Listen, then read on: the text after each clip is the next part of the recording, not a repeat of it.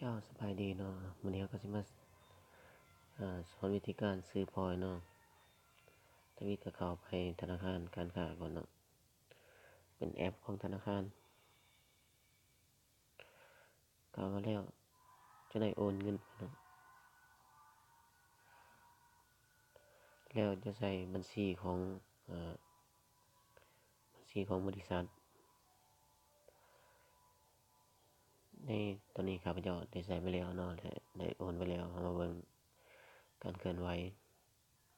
ข้าพเจ้าจะโอนออกใน30,000 กีบเนาะ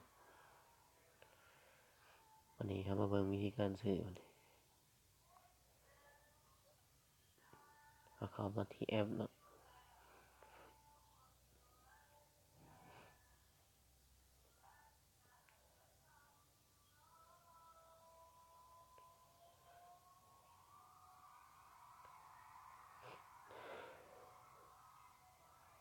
เข้ามาที่แอปแล้วมันจะบ่ทันมีเงินเนาะเพราะว่าเราบ่ทันซื้อเราจะมาเลือกบริการแล้วมาเลือกพอยต์เนาะและหลังจากนั้นแม่นจะได้สั่งซื้อพอยต์ V พอยต์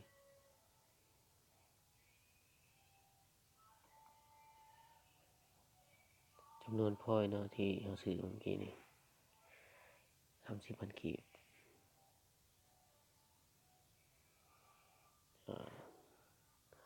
เลือกธนาคารเนาะบัดนี้ว่าท่านใช้ธนาคารหยังถ้าว่าธนาคารการค้าแม่นจะได้คลิกใส่ธนาคารการค้าหลังจากนั้นแม่นกดโอเคนี่เนาะตัวนี้แม่นใส่รูปเนาะการโอนเงิน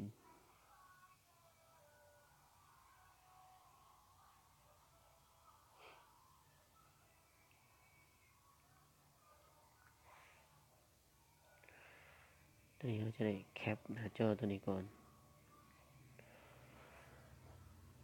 เพื่อยืนยันเอาเงินเนาะ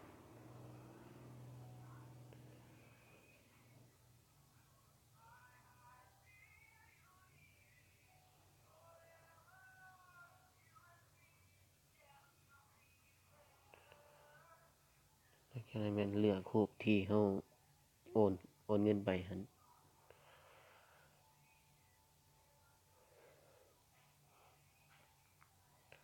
หลังจากนั้นแม่นจะได้สั่งซื้อเนาะมันจะเด้งขึ้นมาว่าสั่งซื้อพอยต์ท่านต้องการสั่งซื้อ V พอยต์แท้หรือบ่เราตอบว่าตกลง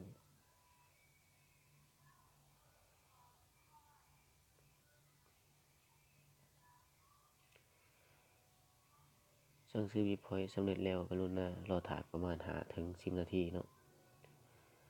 ตอบว่าตกลงหลังจากนั้นมันกลับไปหน้าแรกน่ารักเนาะ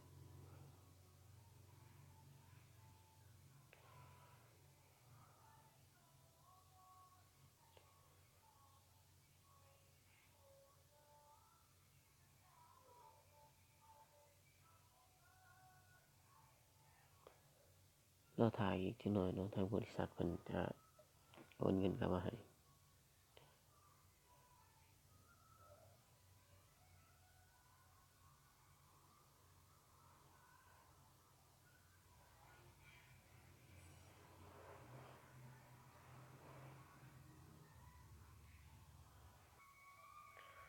เนาะหลังจากนั้น